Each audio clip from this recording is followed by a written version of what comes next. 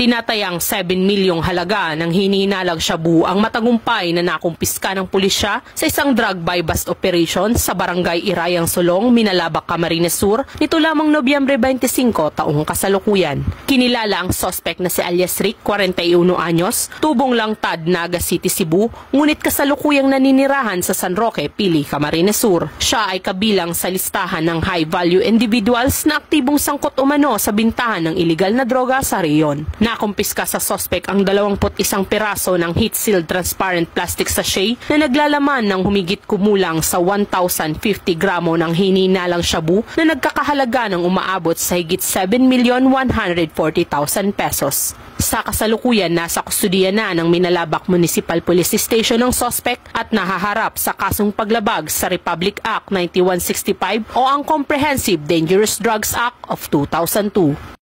Mula dito sa Riyong Bicol, ako ang inyong PNN Correspondent, Police Corporal Angelito Recampo, alagad ng batas, tagataguyod ng Balitang Pulis.